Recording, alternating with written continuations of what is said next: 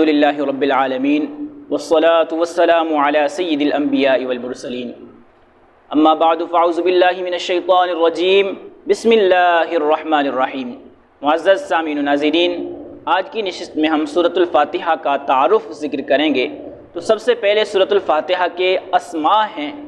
اگر آپ ملاحظہ کریں تو قرآن پاک کی سورتوں کے اکثر سورتوں کے نام ایک ایک ہیں اور چند سورتوں کے نام ایک سے زیادہ بھی ہیں، لیکن سورۃ الفاتحہ قرآن پاک کی وہ واحد سورت ہے کہ جس کے متعدد اسماء ہیں۔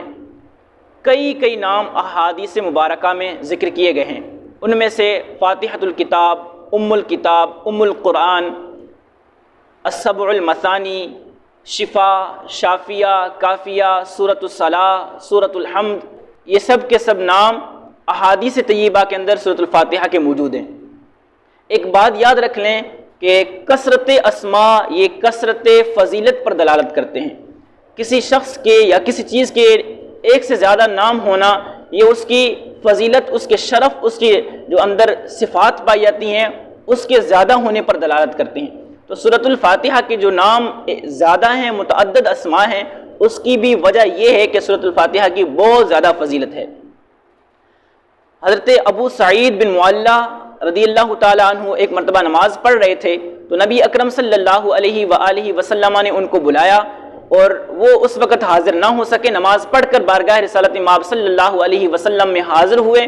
تو آقا دو جہاں صلی اللہ علیہ وسلم نے فرمایا کہ آپ پہلے کیوں نہیں آئے؟ تو انہوں نے عرض کی یا رسول اللہ میں نماز پڑھ رہا تھا، نماز پڑھ کے میں آپ کی بارگاہ میں حاضر ہوا ہوں۔ تو سرکار نے فرمایا کہ کیا تو نے قرآن پاک نہیں پڑھا؟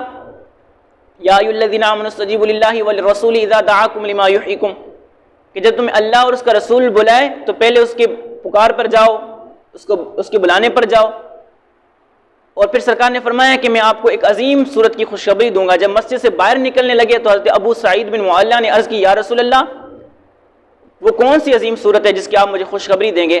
تو آقا نے فرمایا کہ آپ نماز کس صورت سے شروع کرتے ہیں؟ اس نے کہا یا رسول اللہ میں سورۃ الفاتحہ سے شروع کرتا ہوں۔ تو آقا نے فرمایا کہ یہی عظیم صورت ہے اور یہی سبع المثانی ہے۔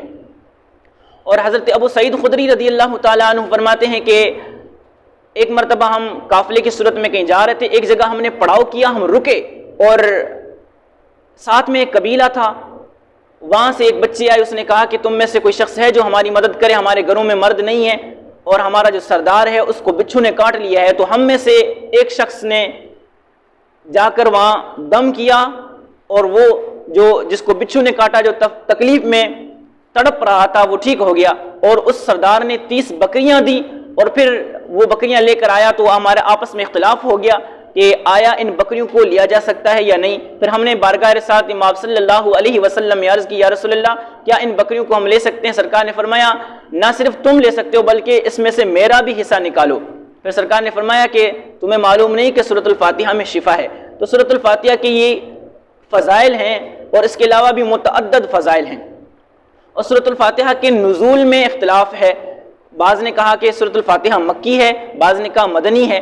اور سورۃ الفاتحہ کے نزول میں اختلاف اس لیے ہے کہ ایک مرتبہ سورۃ الفاتحہ مکہ میں نازل ہوئی ہے اور ایک مرتبہ مدینہ میں نازل ہوئی ہے، لیکن قرآن پاک کے شروع میں عموماً مکی لکھی ہوتی ہے۔ اور سورۃ الفاتحہ کو اگر دیکھا جائے قرآن میں سب سے پہلے ہے تو اس کی ایک وجہ تو یہ ہے کہ سورۃ الفاتحہ ایک دعا ہے کہ جب قرآن پاک بندہ پڑھتا ہے تو اس سے ہدایت حاصل کرتا ہے، اور ہدایت کوئی عام چیز نہیں ہے، اس لیے ہدایت حاصل کرنے کے لیے قرآن پاک سے سب سے پہلے رب سے دعا مانگ لی جائے۔ تو سورۃ الفاتحہ دعا ہے اور قرآن پاک جو ہے وہ جواب دعا ہے۔ اور دوسری سورۃ فاتحہ کی حیثیت جو ہے وہ مقدمہ کی ہے کہ مقدمہ کسی بھی کتاب کا ہو، دیباچہ کسی بھی کتاب کا ہو تو اس کے اندر دو چیزیں ہوتی ہیں، ایک یہ کہ اختصار کے ساتھ لکھنے والا وہ بتا دیتا ہے کہ میری کتاب کے اندر یہ چیزیں ہیں۔ تو جتنے بھی موضوعات، جتنے بھی مواد قرآن پاک کے اندر ہے اس سب کو اختصار کے ساتھ سورۃ فاتحہ میں ذکر کر دیا گیا ہے۔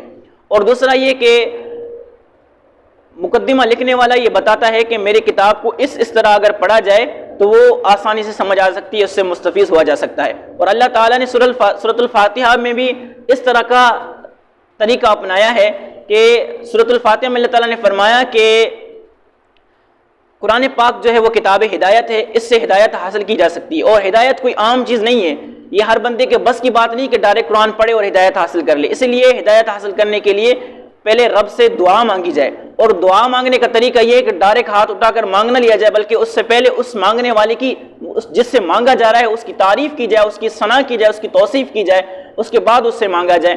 تو سورۃ الفاتحہ ایک طرح سے قرآن پاک کا مقدمہ بھی ہے، ایک طرح سے دعا بھی ہے، اور ایک طرح سے دعا سکھانا بھی ہے۔